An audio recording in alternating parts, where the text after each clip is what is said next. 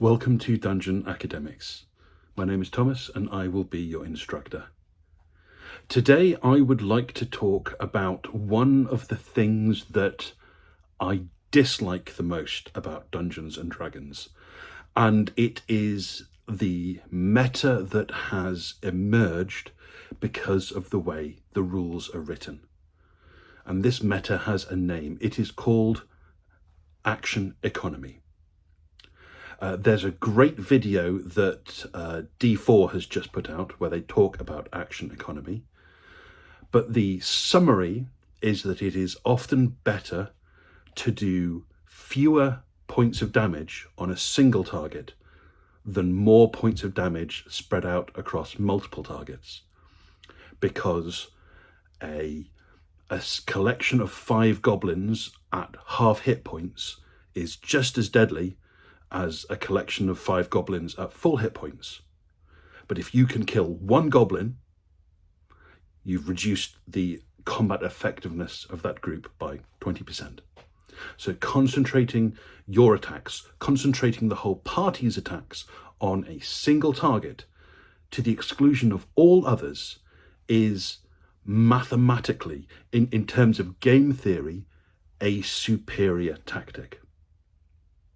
Now, in the game that I play myself every Saturday with a group of wonderful gamers from around the world, we had an issue where a player who is relatively new to the game made a choice which felt right to them based on their expectation of how the game works. And I believe that that player made the right choice for them. But the game, I don't want to say punished them for not making an optimum move, but the game didn't reward them for doing what felt like the right thing. And I think that's a fault with the game. I do not think this is a fault with the player. I don't think this is a problem of players not understanding the rules and not making right choices. I think this is the fault of the game not reflecting how we, the players, want it to work. So what happened? Well, whilst exploring a cave, myself and another player found a cup on a plinth in the middle of a chamber in what was the most obvious trap I have seen in a long time. I knew this thing was either trapped or cursed, or, knowing my dungeon master, both. But being a greedy little goblin, I wanted that cup. So, being in a favourable advantage, I used a favourable location. I used Mage Hand to retrieve the cup, triggered the trap, and we were assaulted by 5 mummies. But being in a tunnel and having access to spike growth and repelling blast, I thought this should be a fun combat for us to have. And it would have been if we hadn't been so catastrophically bad at making wisdom saves. Myself specifically. I failed 3 out of the 4 saves I had to make, and I failed them enough that my character was paralyzed for the following turn. So yeah, I didn't do too well, but we prevailed. The issue is, at some point, a character had the option to use Magic Missile. There were 3 targets available, and they made the choice to put 1 missile on each target. And I think that is the sensible and correct choice based on my understanding of how fighting and combat would work in real life. But the game does not reward choices like that. Because of the way action economy works, the game encourages you to concentrate all your attacks on a single target to the exclusion of everything else until that target is dead.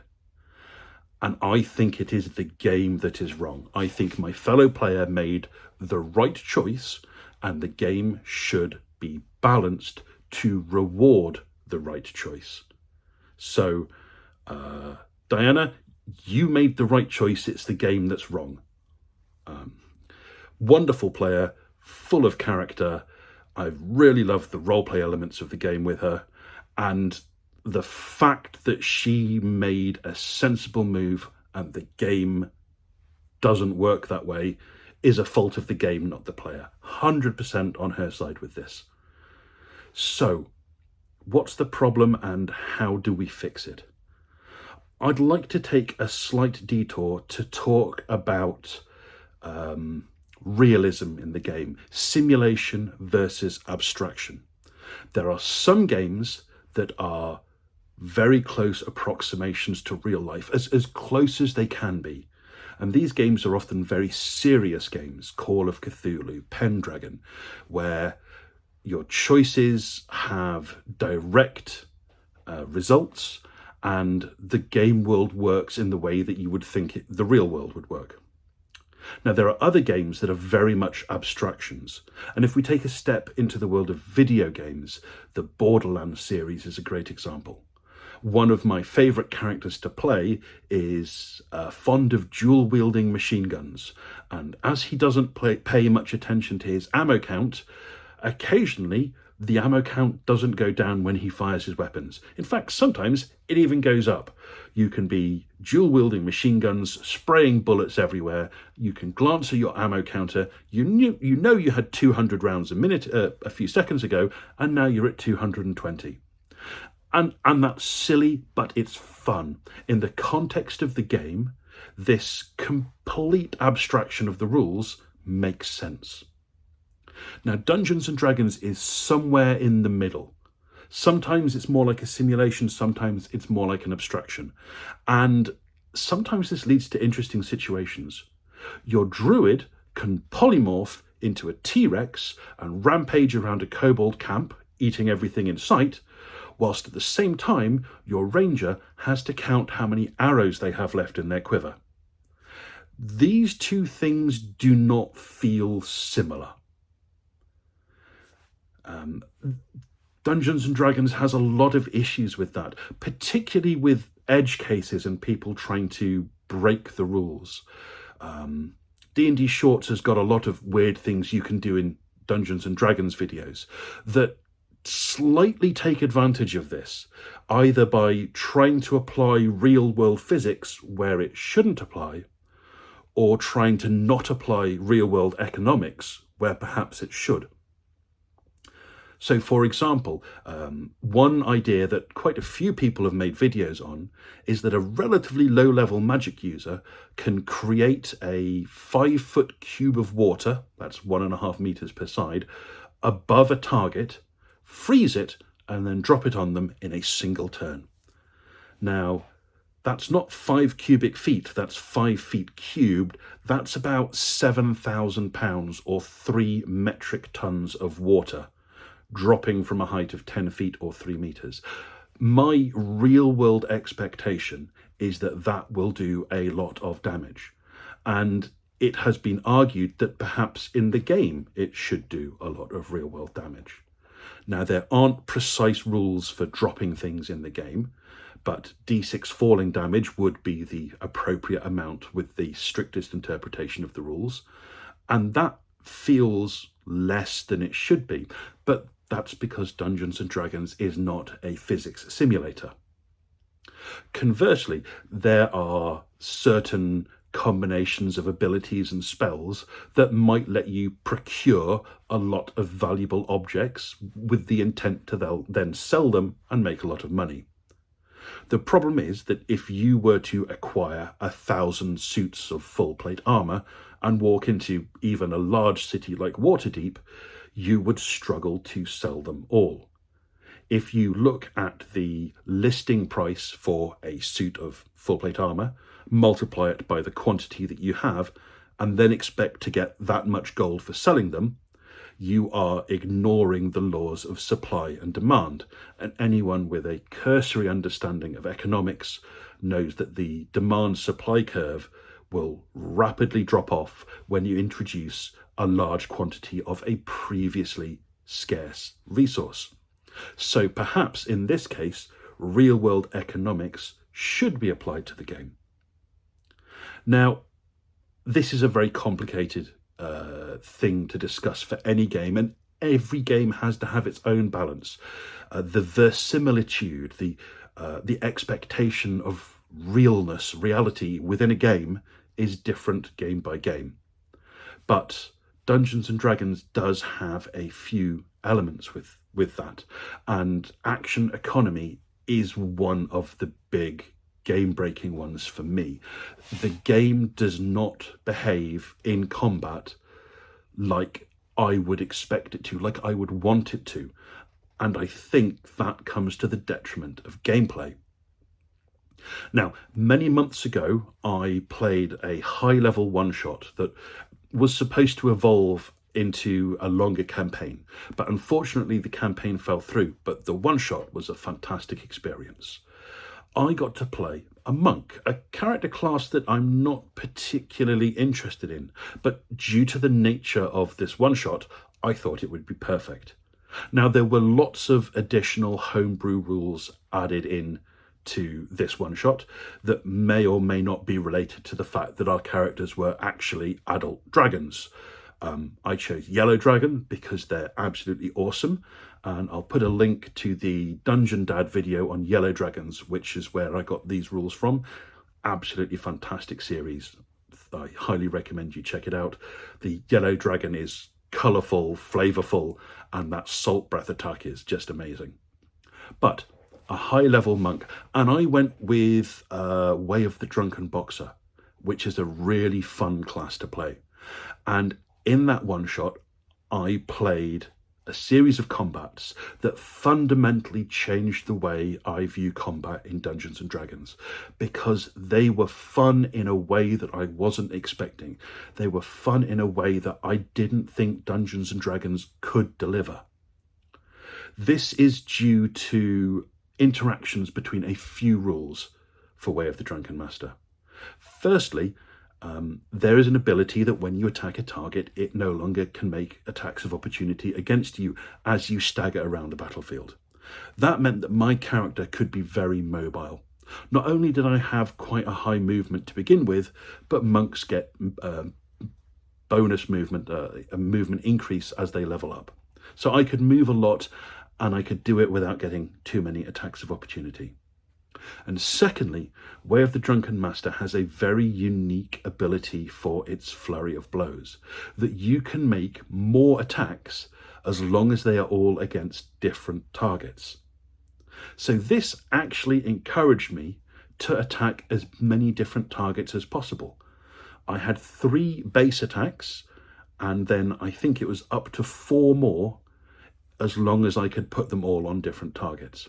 So rather than staying put and getting my 3 base attacks and +2 for flurry of blows, it encouraged me to move around the battlefield and attack as many different targets as possible.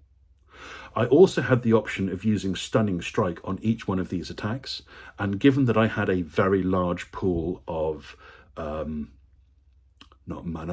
key points at level 17 plus proficiency bonus, that's one of the house rules that was thrown in, I could use key points without worrying about them running out.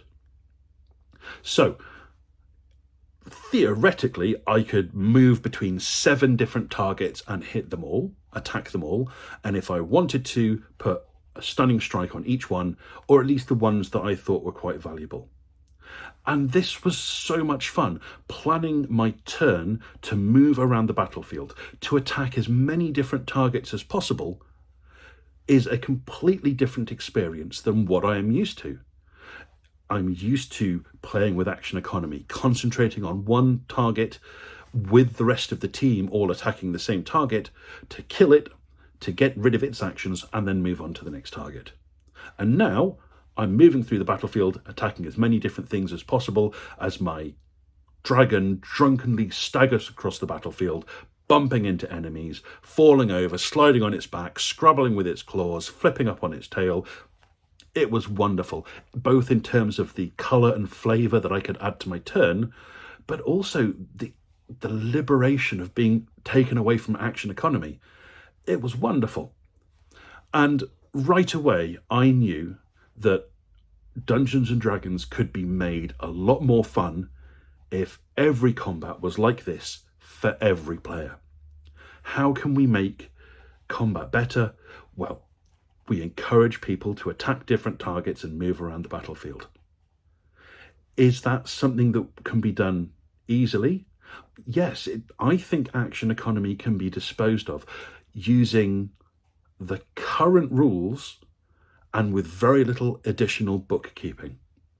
And with that in mind, I developed a set of 3 statuses and an application of existing rule mechanics that gets rid of action economy completely. How does this work? Okay, there are 3 statuses that every creature can have, and these are clear, cautious, and confounded. And they're represented by 1 dual-sided token. If a creature has no token, it is clear. If a creature has the token on its yellow or amber side, it is cautious. And the red side of that token is confounded. This is much like traffic lights. No token is green, clear, amber, cautious, red, confounded. What do these 3 statuses confer? Well, let's start in the middle with cautious, because that is exactly the way the game works right now. There is no additional special rules associated with cautious. Clear, on the other hand, is your character is not stressed. They are not under attack. They are not worried about the enemy, and they get advantage on the first attack they make in any turn. Now, this doesn't matter if it's their turn and they're taking an action. It doesn't matter if they held their action and are taking it in another character's turn, or if this is a reaction being made in another creature's turn. You get advantage on your first attack in a turn. That's easy. And how about confounded with a red token? Well, that's very easy as well. There are 2 effects. Firstly, the first attack you make in any turn, in the same way as with clear, you now get disadvantage. So 1 attack, you get disadvantage. The first attack you make in any turn. In addition, any creature attacking you gets advantage on their first attack in any turn. So, very simple. Disadvantage on your first attack and advantage on the first attack made against you in any turn. This subtly changes the balance of the game. For a horde of low-level creatures that might make only 1 attack, getting advantage on that attack by being clear is a huge advantage. And getting disadvantage on that 1 attack by being confounded is a huge setback. So horde creatures now have this bonus for not being under attack and a big penalty for being under multiple attacks. For more powerful creatures, the effect is more subtle. Getting disadvantage or advantage on a single attack in their turn is not game-breaking, but it is worth them considering. Now, how do you change the status of a creature? Well, that's easy. The first time they take damage in any turn, their status deteriorates 1 level. So if they walk through spike growth and take damage, they flip their turn. They flip their token, or they gain a token if they were previously clear. If a creature attacks them, the first time in a turn they take damage, their status changes 1 level. And your status can never deteriorate more than 1 level in a single turn. If you hit that dragon 5 times, and it takes damage 5 times, its status only changes once. What this means is that characters are now encouraged to attack as many different targets as possible to change as many different statuses as possible. In addition to that, characters now have to think about how they're going to preserve their own status and work together to get optimum results. So trying to change the status of a token that you know your colleague is going to attack is a really great piece of teamwork, and that is now rewarded mechanically within the game. This system also has very little paperwork. There is a single double-sided token that needs to be applied. At the end of any creature's turn, any status token it has is removed. In addition to that, if you are healed at any point in a turn, at the end of the turn, you gain 1 status level back.